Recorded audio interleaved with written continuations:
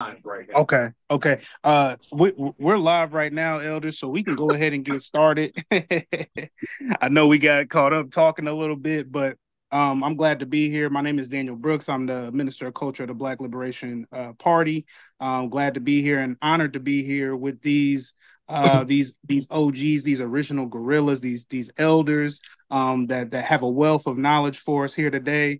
So I want to welcome y'all. Revolutionary greetings to each and every one of y'all, and we can go ahead and just get started. I would like to just have y'all introduce yourselves at length or a bit, if you like. We can start with you, Robert, and we can just go around to Aaron and Bunchy as well. So we can start out that way. All right. My name is Robert Lee Johnson. I was the coordinator of the Compton branch of the Southern California chapter of Black Panther Party in the 1970s. So in 77, we had reopened the Southern California chapter, and I was a participant in that. So I am a writer. So I write books on local history. So I have a book out on the history of the city of Compton called Images of America Compton. I have another book out. My latest book is called Notable Southern Californians in Black History. I've written several articles for magazines and newspapers, and I was just mentioning one of those to you, which was the when Compton was the citadel of Black political power, which is at kcet.org. So that's been a well-received article, and it explains because people when people look at the city of Compton, you tend to look at the sensationalized version. You look at the like Compton somehow just popped on the map, behind hip hop and rap, but in fact, as I was just discussing with you a little earlier, we elected the first black mayor. Okay, we elected the first with an all-black city council and an all-black school board. So if you went to school in Compton at a certain time, you had black male teachers. Matter of fact, the majority of them were recently just off of the civil rights battlefield. They had come from the HCBUs and they were ready to teach. They had a black school district. So we were there at a very very very interesting time. But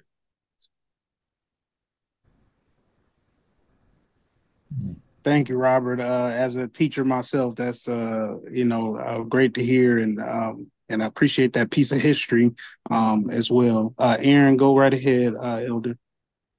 Okay, yeah, my name's Aaron Dixon. I was captain of the first chapter of the party outside of California. That was Seattle.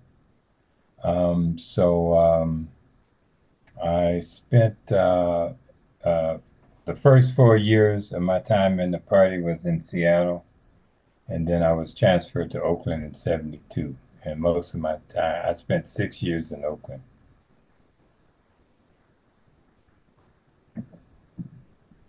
Appreciate that, Elder. And Bunchy, I see you there. Are you still with us, brother? I think you had to step away for a minute. Okay. Okay.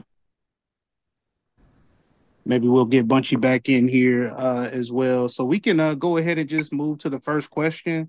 With the most recent call to gather a united front against fascism, I wanted to ask you all a question about that because the Black Panther Party called for that 55 years ago, nearly. And I wanted to ask, what advice do you have for today's generation of revolutionaries and organizers as we seek to make good on the Black Panther Party's initial call for a united front against fascism 55 years ago? So just kind of talk about the relevance then, the relevance now, and the development and kind of trajectory from there. go ahead, Aaron. Well, I think it's a good time to call for that united front against fascism because we definitely see that fascism is rearing its ugly head, not just through the Republican Party, but through some of the things and some of the actions of the Democratic Party. Um, and we still, we had that the Black Lives Matter movement, uh, what 2 or 3 years ago, which was a very powerful movement while it lasted. And I guess you could say one of the factors that they were talking about was the fascism in America, particularly as it pertained to black people and other people of color. And even with all those people that came out for the Black Lives Matter marches and demonstrations, there still has not been any legislation or any movement in terms of dealing with the fascist police. Uh, Today, we're every time you pick up the newspaper, look through the news, you hear about a black person or a person of color that has been killed or beaten or jailed for no reason by the police departments. Um, and so, the rhetoric coming out of Donald Trump's mouth and the Republican Party is very troubling, and it's very fascist in its nature. Um, so I think we're at a point where we don't know what's going to happen in terms of fascism. We don't know what route the uh, police departments are going to take in terms of addressing the issues of violence towards black people. So far, they haven't done anything. So I think the timing is good, to bring people together, bring different communities together, uh, and start addressing the issue of fascism in America.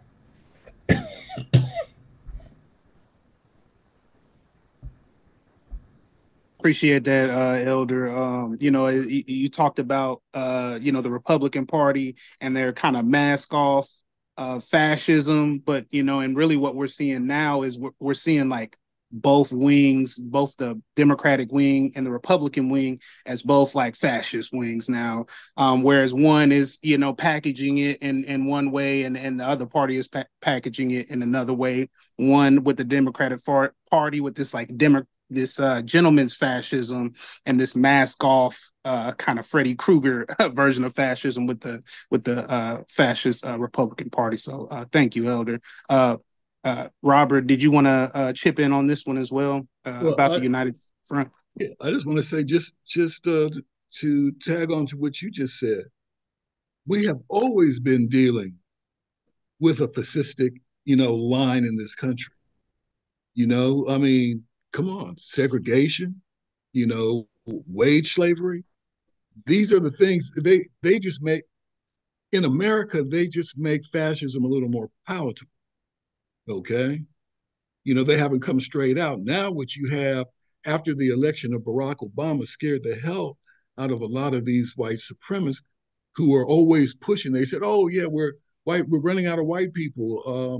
That we're going to be a minority by the 2040s." And then Barack Obama gets elected out of left field. Boom. And so that kind of put a spotlight on their paranoia. And then some of us might remember back in the 70s when the Ku Klux Klan was running around here, especially in Southern California. They ran up against a wall. And they basically said, look, we're not going to run around with these hoods on and such. We're going to put on some suits and we're going to show up at the Republican Party and we'll push our agenda through the Republican Party. They started that in the 70s. And if you look at the history of a lot of the so-called conservative activists, they come straight out of the white supremacist movement. The guy who's been running around the country who eventually got the right Supreme Court so he could get rid of affirmative action, that guy's been around a long time. He's been shopping different groups so he could have standing to come against these things. Stephen Miller.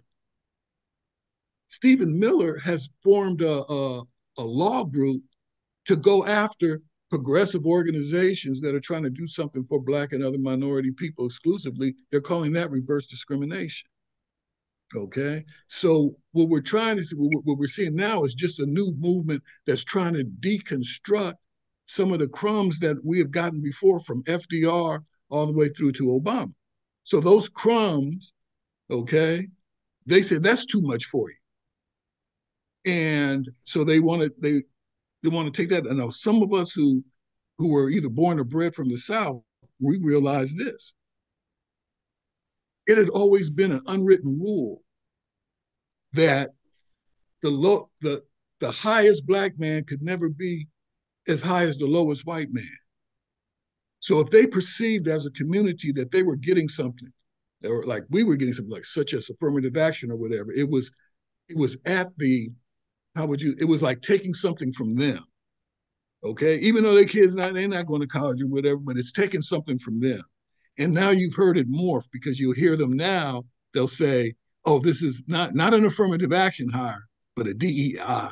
See, they just want to update it because part of the idea is they looking around seeing what's happening with Trump, and they say, "Look at all these black prosecutors and judges. Where the hell they come from?" And they want to deconstruct that. And so you're seeing an attack on these institutions. And so, of course, we're looking at that and we're saying, "Oh, wow, this is new." But keep in mind, historically, come on, what? The Civil Rights Act came about 1965. We're in 2024. We say 2025, and that's just a slight reprieve from the fascism and segregation that we've had through the history of this country. They just gave us 60 years, not even that, off for a minute. You see what I'm saying? Because, and I'm gonna shut up right after I say this, because at the time with the modern civil rights movement came about, the stage was set between communism and capitalism. And they were trying to do a dance to show that oh, capitalism was better. And so they could not afford for the world to see their inequities, segregation, discrimination, things of that. They no, because America's supposed to be this beacon, right? They were talking about what they were doing, what the fascists were doing in Germany to the Jews, until somebody looked it up and said, "Oh, they went to the United States to copy off of the Jim Crow laws in order to come up with the laws that they did against the Jews." So when we start to understand that mix, we realize we've been fighting fascism all along. Thank you, Elder Robert. Couldn't have put it better myself, especially when we talk about the historical context of the development of fascism. For many of our elders that lived through which is a form of apartheid, the Jim Crow South, even further back, our ancestors that lived through Reconstruction and through plantation slavery for hundreds of years are no stranger to fascism. So thank you for that historical analysis, Elder. We have two other Black Panther Party legends here as well. John Bunchy and Billy Shea Brooks as well. If you gentlemen could introduce yourselves and tell us a little bit about yourselves, and then we can get to that first question for you both as well. Yeah, well, I'm John I'm Crear. John Bunchy Crear. I'm sorry, I'm just joining. Hey, Elder, you might want to mute but one of your yeah, I mics. joined the party and Yeah, I joined the party. okay, And, yeah. Hold on. Yeah, Okay, he got two on. hold on. Yeah. Bunchy.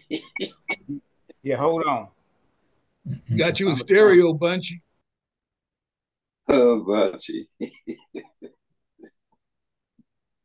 You got both muted, Elder. Just one. Okay, is that better? Mm-hmm. Thank you. Yeah. Yeah, well, I joined the party age of 19, and I'm glad to be here with my comrades Aaron and Robert and Billy Shea. We all worked together in Oakland back in the 70s. And Billy Shea, go ahead and introduce yourself.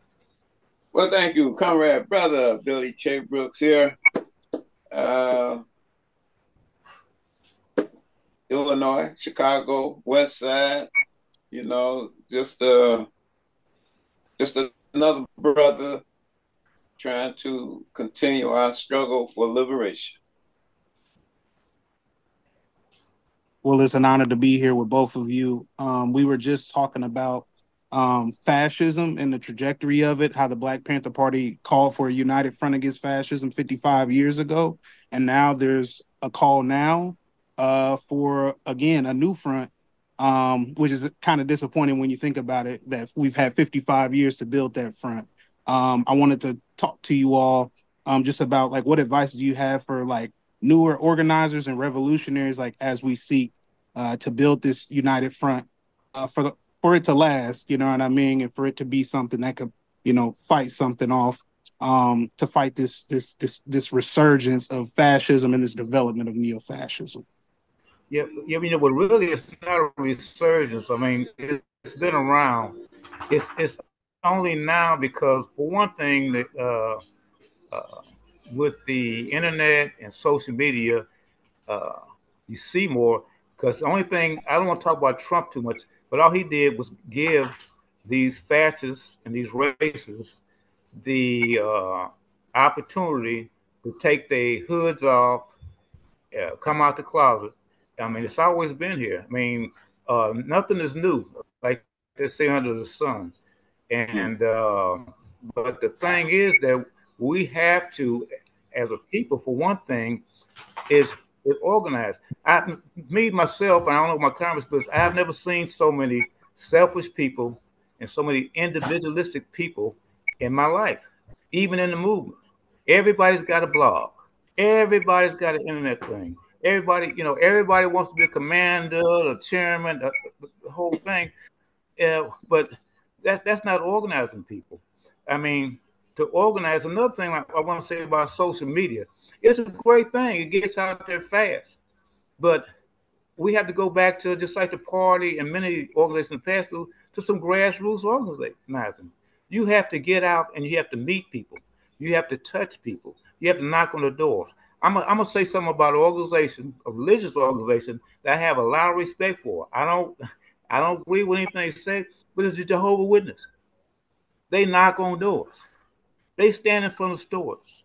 I remember back in the 50s when I was a little boy, they were doing the same thing. And I remember when they come in the neighborhood, somebody would get on the phone and say, "Hey, Jehovah's Witnesses, they on the block." My mother would say, "Turn the TV off, be quiet, don't open the door."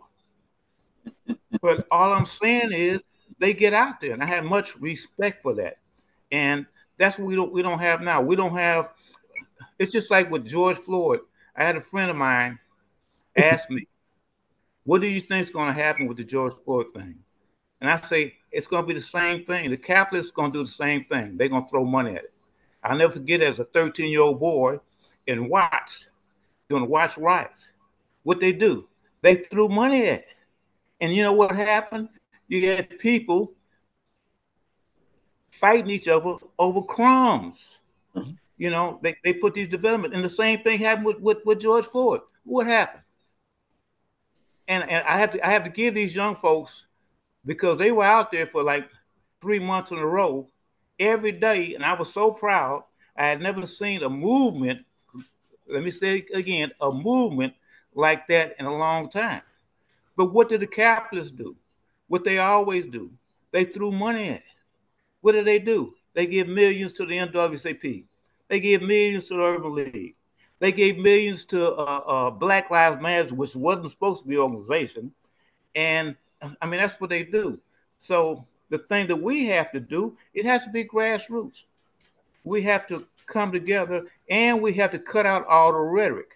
You have to talk to people where they're at. Huey P. Newton said that he couldn't understand. He could be talking to somebody, and he could see what he's talking about clear as day. And he couldn't understand while the person he's talking to couldn't understand. And then he realized he had to come down to their level. And then he could talk to them. I'll give you an example. I remember one time I was with a comrade selling the Black Panther Party newspaper. And he was pushing our agenda, pushing over, and the brother said, "No, I don't want that newspaper." And I asked him, I said, "Did you see that Houston Oilers game Sunday?" He said, "Oh, man, yeah, that was a great game. Blah, blah, blah, blah, blah, blah. Well, say I got it. And then after we stopped talking, he said, "Man, give me one of them newspapers." So all I'm saying is we have to cut the rhetoric. We have to go back to some grassroots organizing. Like I say, social media is great. The internet is great. But you know what I see with social media? When I go to a lot of organizations, they have an event, it be the same people. Because that's all you're reaching. The same people. Be there. You got to get out there. You got to touch somebody. You got to uh, uh, let them look at you and you can explain things. Another thing, people try to follow example of the party. They give away food, they give away, but they're not giving out any education. That wasn't the party's purpose. When we did with our programs, you got education, and at the same time, voting is important because the party said, Huey said, Bobby said, it's a tool. It's not the end means, but that's one of the things that we have right now. When we gave away 10,000 bags of groceries with a chicken in every bag, we registered over 4,000 people because voting is a tool. It's not the ends to a mean, and that's what a lot of people say. And a lot of people, I agree with them. They my vote because we don't really live in a true democracy. You know, uh, Republican and the Democratic Party is very little difference, but it hasn't been a Republican that has won the majority of the vote since Daddy Bush in 2009. But we've had two Republican presidents, Baby Bush and Trump. So it's not a true democracy. And just like with the Green Party in West, it's important because there's no way they're going to win. But it's bringing up issues that are important to people. It's bringing up issues, and that's an important thing. So I'm gonna turn it over to my comrade Billy Shea Brooks, and thank you for having me. Absolutely. Thank you so much for that wisdom, Elder Bunchy. You just brought up a lot of great points. Of course, one of the main priorities of this new united front against fascism and any united front is organizing face to face, getting personal with people. You know what I mean? Really getting down there and being one with the people and organizing around realistic needs as well. So and you touched on a lot of good points for young revolutionaries, because a lot of the times social media, all these different new phenomena, these technological advancements, as they are supposed to connect us more, they've actually disconnected us in a lot more of in a lot of ways. So I'm gonna move to you, Elder Billy Shea Brooks. We're talking about fascism. I wanted to hear your part, hear your response on that question as well. All right, Kinfolk. Brother Brooks, nice to meet you in person. When you talk about fascism, it's part and parcel of economic system that utilizes power, to oppress people. The police, the courts, the corrupt, demagogic politicians. Fascism isn't a state of mind. It's a process utilized to oppress and brutalize, people. When we used to say off the pig, it just wasn't relegated to the police. It was for the politicians. It was for the businessmen. And if you look at what's happening today, corporations have united around that whole concept, to disillusion and oppress young people. What I would say that would be critical for young people who want to struggle is to do some research, to understand the historical significance of our struggle for liberation here in America, and learn from the things that we were successful at and learn from the things that we fell down on. I think one of the most critical things that young people could do at this point in time is to be able to vet people that they associate with, you know, because that's one of the main instruments that the oppressor used to incorporate their fascist ways, provocateur agents. Back in the day, we didn't have a real true means of vetting people as you do today, and I think that being able to do that, then you make a commitment, based on an ideological framework that you all can agree on, that you all struggle with, and put together a strategy and a plan to do whatever it is that will take you to a higher level of conscious understanding, and at the same time put you in a position where then therefore you can educate people, to the various and sundry contradictions that are out there that they need to impact to bring about the type of social awareness and change that's necessary to create a new and more functional environment within your specific infrastructure. That's my take. A lot of things my comrade brothers have already said that don't need being repeated. But the main thing is for young people to make a commitment, to believe in that, stick with that, and each day try to get better with that. And that's by studying, reading, learning, and doing research that will help you understand the things that you need to do now, today, not what the hell we did yesterday, or what we might do tomorrow, but what you need to do today to stay alive today so that if tomorrow does come, you'll be prepared. Thank you, Elder.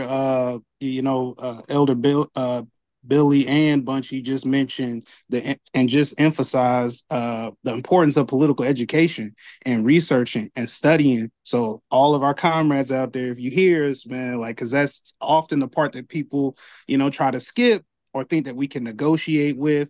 And of course, that study has to be followed by practice, but one without the other, what do we have? So, just wanted to reemphasize that, just that importance of, because conscious building, there is no conscious building, there is no rising of consciousness without that political education and that study and that due diligence. So, wanted to just move on to one of the last questions as we have about 10 minutes here or so. I wanted to talk a little bit about the counterintelligence program, which Elder Billy Shea already kind of touched on, talked about the different methods that people have of vetting people. I wanted to each of y'all to go around and talk a little bit about maybe your personal experience or maybe the party's experience with combating the counterintelligence program at that time, and maybe how that's relevant to us today and kind of how we can learn from that.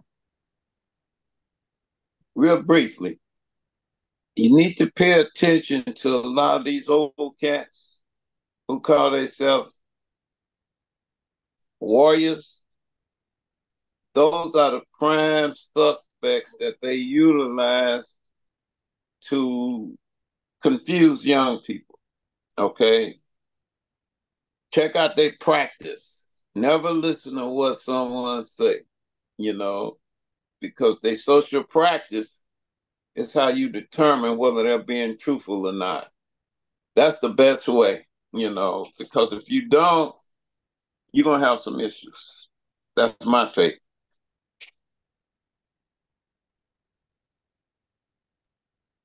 You're muted, Bunchy. That's a hard thing to do, but what one of the things, you have to remember, and Billy Shea knows that, is that O'Neill was head of security. But one of my things is somebody that, because that's what they do. They train them. They let them know what somebody talks too much. I told a guy one time. I said, man, you know what? We don't want, because you talk too much. Like Billy Say said, it's all about your practice, and it's a very hard thing to determine. I'll just tell a quick thing about myself. When I was a freshman in college, I before I joined the party, I did community work with the party in Los Angeles. I used to sell the paper downtown with a comic named James Palms. One day, my mother came into the room, and she said, "Ricky, that's my family name." She says, "Two gentlemen in the living room. They're from the FBI." And I said, "Mama, stop playing with me. Don't do that." She said, "No, I'm serious." She says, "Two white men in the living room." I walked in, and there they were, the men in black. And I sat down. Their first question was, "Will you remember the Black Panther Party?" I told them no. Then they put out this big binder with all these pictures. But I'm really proud of my mother, because she stepped in and she said, "You asking all these questions." She said, "I have a question for you." They said, "Okay." She said that J. Edgar Hoover says that the Black Panther Party is the greatest threat to the internal security of the United States. She said, "What about the mafia?" So then they kind of backed up. They went to the salt and pepper one. I'm saying, "Oh, well, the Black Panther Party do a lot of good things. They got breakfast programs. They got this and that." Then the other one, yeah, but when they talk about the violence. And then when they was leaving the house, they say, "John, if you just stay in school, you get you a good job, you'll never hear from us again." And I'm thinking in my mind, these motherfuckers trying to tell me how to live my life. Really, that's one of the things that pushed me to join the Black Panther Party. So all I'm saying, I'm thinking, how the hell did they know I'm just a college student? I was a college student, 18 years old, and they came to my house, but it was somebody that had to tell them. So it's hard to determine, but they're watching. They watch, and you have to, and especially if you're small in numbers, just like we say, power to people. That's what moves stuff. And it's good to protest, but you go out there with 4, 5 people, 6 people, they point everybody out. Oh, they go Leroy, they go Sarah, they go, you know what I mean? They know. And they're gonna plant somebody in, they come in to talk. Your same talk. Oh yeah, that's a good brother. He know all about, revolution. So you have to be careful. Well, I'll tell you, one of the organizations that we set up in Southern California was the Coalition Against Police Abuse. And there was a former Panther named Michael Zinzan who was involved with that. Michael was just really smart, tactical, very, very strategic brother. And he set up a cadre basically to do just that, to vet. And this is back in the 70s, so no computers and stuff like that. But he just had you do common sense stuff, like go through public records. We went through the voting rolls, and that's how we were able to expose a lot of the LAPD who had infiltrated both the party and the Coalition Against Police Abuse, because in the voter rolls, you have to put your occupation. Several of them said police recruit or police, and there it was. And that's what ended up leading to our lawsuit. We ended up suing the LAPD over illegal spying. We were part of that in the 80s. But that's what that came out of. That was just a cadre who was doing that security work, who came up with that. And then one of our comrades rolling down the street looked up and saw this cat who was, supposed to be, one of us. And he said, "Oh man, this brother's the police." He was in uniform. This was like a few years. This was a few years after in the early 80s. So he was able to identify this guy. He says, "Okay, so now we know who was involved in." And these things start. We went to the ACLU. They ended up supporting us in the lawsuit, but it was just doing diligence. And the thing that you'll hear, all my comrades will say the same thing. It's not the rhetoric; it's the practice. You can tell who that person is by the fruit of their work. Okay? If wherever that person goes, there's confusion. Now, they might not straight out be the police. They just might be a person who causes confusion, but either or, it's the same damn thing. Yeah. You see what I'm saying? I wanted to say something earlier, too, because the comrades who were all in Oakland, when we made that move for Lionel Wilson, and you were talking about going door to door. I mean, I was able to participate in that campaign. That was, at that time, and I was amazed because Elaine had us out there, okay, door to door. We went door to door. I know I went door to door. She called us up. She called us up from Southern California to work in that campaign, and that's why these things work. Your organizing ability is not doing a rally. We used to call them folks rally Panthers because everybody show up, but it's in doing that day-to-day work. Right. When we would come up from Southern California and we go to what we used to call the base, which is Oakland, and we go to the Oakland Community Center, and I'm gonna tell you the most down revolutionary that I saw there was waxing the floors. You understand what I'm saying? Okay, was waxing the floor so those kids had a clean place to go to school. Okay, the same thing when we talk about the breakfast program. The same people when we look in this generation who are now saying, nigga, where you from, and what set you represent, we're the same group of people, the same age group that got up 5 o'clock in the morning to feed other people's children. So we have to say what transpired between then and now. And Daniel, I'm gonna tell you, you kind of hit it on the head when you first introduced us, and you didn't say original gangsters, you said original guerrillas.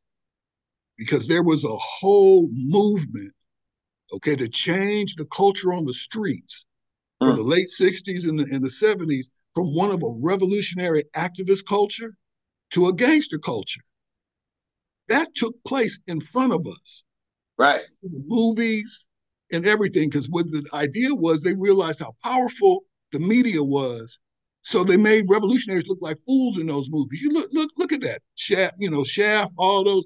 Either the guy was either the police working with the police, okay, or he was a drug dealer or a hustler. You see what I'm saying? And that's what they were glorifying. Sure. The last person they were going to glorify was a revolutionary. So they made the revolutionaries look like chumps. That was the media. Now, you cannot sustain a movement just based on protests. One of the things that the Black Panther Party left is a template. We're watching Elaine Brown today at over 80 years old is still acting out that template. Decent housing was part of that 10-point platforming program. And she has put that together. Okay? You look at what the party, the survival programs weren't just, and I think either Bunchy or Aaron had mentioned it earlier, it wasn't just, just to do a program. It was to unify the community behind it. I mean, I want you to think about it. Early in the morning, these people's kids getting fed. The most effective program, breakfast program, was one where the people took it over. That's right. And did it themselves. With the Black Panther Party program, if it was effective, that's when we saw those mothers come out and realizing that collectively we could feed the community. We might not be able to feed our kids individually, but you know what? Collectively, and that was the principle. We didn't have to say socialism. We didn't have to sit down and explain intercommunalism to them. They understood that breakfast program. They understood that free medical clinic. And they kept looking at it. They said, well, how can these kids do this, but the government can't? And so we organized around those issues. One of the major, I don't want to monopolize the time, but one of the major issues for Black women who are pregnant, we don't even hear about it that much. It's just like back in the day when we were talking about sickle cell anemia. Necrotizing fasciitis is the leading killer of Black infants. But you probably haven't heard that before. I had to get it from a biologist. There's a brother who works at one of the hospitals here. That's the leading cause of infant death, mortality. Necrotizing fasciitis. All right? So when we talk about prenatal care, we talk about medical clinic, these are the issues we bring up. How come this isn't known? Why is this not in the forefront? Okay? How come we don't have medical care for everybody? How come everybody doesn't have access to food? So we end up doing a free food giveaway, computer literacy. Okay, there's a gap. All right. What we do is you look into your community. It might not be the same programs that we did 50 years ago because there's new situations, but ways to get into the community so that you're working with people and bringing those people together. Because right now, everybody's afraid of each other. So they hemmed up in their houses. When you get them out interacting with each other, that's real organized.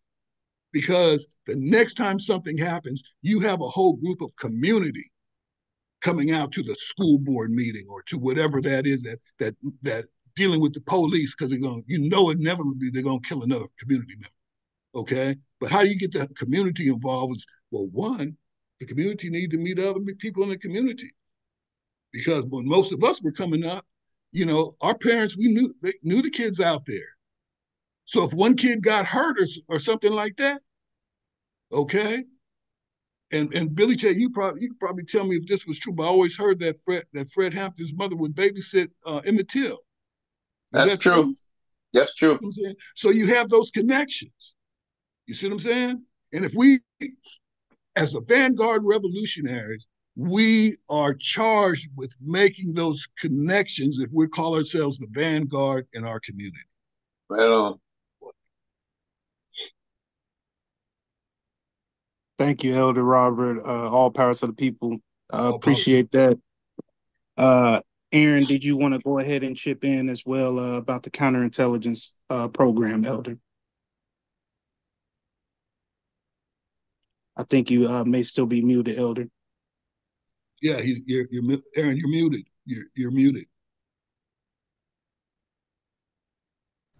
Okay. Okay. So I think one of the most important aspects of the Black Panther Party and what we were taught by Huey is to think big. Not to think small, but to think big. The breakfast program feeding thousands of kids all across the country, that was thinking big. Open up free medical clinics, that was thinking big, without having any money to back it up or anything. That was thinking big. And when you think big and you work on projects like that we had, the breakfast program, the clinic, the newspapers, having our circulation of 350,000 strong all over the world, we were thinking big and we were doing big things. And just like everybody else said, Billy J. Brooks, Robert said, that practice is the criteria for truth. And we knew people who were dedicated to working in the clinic, dedicated to working in the breakfast programs, or working on the campaigns. We could tell if they were for real or not because they were working. They were working hard. Now, when we first came out with the free breakfast program, a lot of people left. A lot of people left. A lot of them were informants because they didn't want to do no breakfast program. They weren't going to get up every day and go feed no kids, no breakfast every single damn day. So we got to think big, and through thinking big and creating programs that are going to really affect the community, we know who's going to be with us and we know who's not going to be with us. And Robert brought up Elaine Brown. Elaine Brown, first of all, she led that campaign to put Lionel Wilson into office. Now, that was the first time that Oakland elected a black mayor for city council. I mean, for mayor. That was because of the Black Panther Party. We put Lionel Wilson in that seat. We actually took over the city of Oakland. That was the whole goal of making Oakland a base of operations. The goal was to take over Oakland.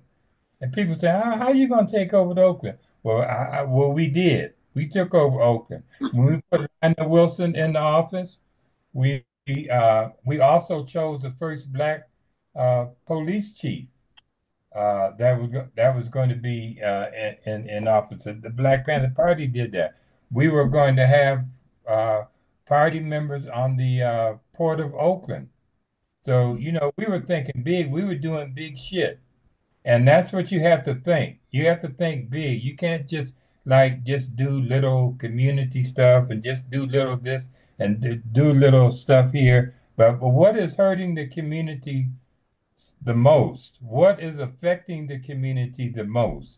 And how can we address those issues? Homelessness is a big problem. People coming out of prison and not having nowhere to go is a big problem. Where Elaine Brown, she just raised $80 million and is just getting ready to open her facility that's not only going to house people coming out of prison and people that are homeless. It's going to have 5 businesses on the lower level. It's going to have a community garden on top. She's solving several problems right there. And that's how we have to think. We can't be focused on somebody being an informant or a snitch or whatever. We can't focus on that. If somebody comes to us and they want to help, here, do this. This is what want you to do. This is what we need you to do. Be out there, go out there, bring us some money, find us a place to build something, you know, these types of things. That's how we have to think. And the informants, the snitches, and the COINTELPRO, they'll all fall to the wayside. They'll fall to the wayside. But we got to think big, and it takes a lot of work to think big and make big things happen. But that's what we got to do. We can't just be, rhetoric, talking rhetoric about this and rhetoric about that. Let's solve some of these problems that we have in our community. If you put the organization together, you got people to work with, you can solve a whole lot of problems. Thank you, Elder. You heard it first from a Black Panther Party elder and original guerrilla that we must think big, comrades, think as big as possible. But not only that, we have to put it into practice and we have to study.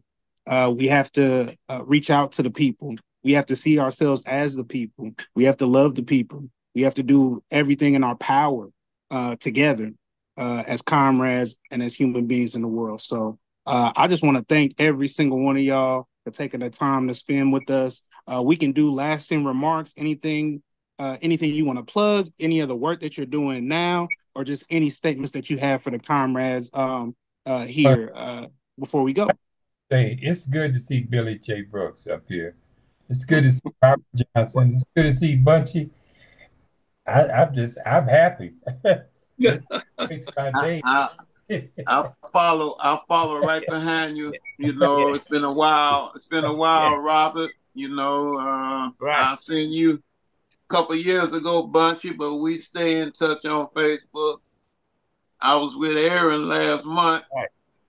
That's right. So it's just good to vibe with real righteous comrades and continuing to do the work that needs to be done. The beat goes on. Fuck the police. Right on. Yeah, that's the way to Daniel. With party members, we worked hard together. We lived together. We did everything together. And so even after 50-some years, we know each other's voices. We don't forget each other. I remember Elaine, we were talking about Elaine. I saw Elaine was here in Houston maybe about 6 years ago. I hadn't seen her since 1978. And so she saw what she saw. She said, Bunchy? I said, yeah. She said, oh my God. She said, we went to hell together and back. And I said, yeah, you're right. And that's the thing about it. That's why we never forget each other, because we worked hard and we lived together and we took care of each other. A lot of people ask, were you scared? Well, no, because I had my comrades. Of course, you knew it was out there, but I had my comrades I loved and I knew had my back. Men and women. Right on. Mostly women. Tell you some of the most impressive women. I think of Joan Kelly. You always think of Joan Kelly because she was just a revolutionary woman. Okay? Yes. No more. Oh yeah. You had to admire her strength. Yeah. I mean, you can just pick one, because by the time when I was in the party by the mid late 70s, women were running most of the programs. Yes, they were. They were running the program. Yeah, Regina over at the school. I mean, it's Yeah, we have we to had some tough yeah, sisters, we have and intelligent sisters, tough sisters. well, we just have to realize that not to get caught up in fantasy or how the media or whatever tries to portray revolutionary change. What we create is going to be unique in all of its own because we are in a unique situation. True that. So we looking at, we used to say youth make the revolution, but I'm gonna tell you something. And Billy J, I know y'all saw this in Chicago too. In the 80s, look here, the police or whoever they were doing the crack epidemic would leave on the railroad tracks train carloads of weapons. Still do. All right, they just leave them there. Now, when we was looking for what we were coming up with with nothing like that. So they know that, hey, if when you have no ideology except making a buck, they'll put a gun in your hand, no problem. The essence of capitalism. That's right. So study. Wow. If there's somebody who resists study, they're resisting the people. They're resisting the revolution. Right on. Absolutely. All power to the people. Thank y'all so much. I you, feel my blessed brother. and honored to be here. Thank you so much for y'all time. Be safe out there, brothers, and I hope to see you all again.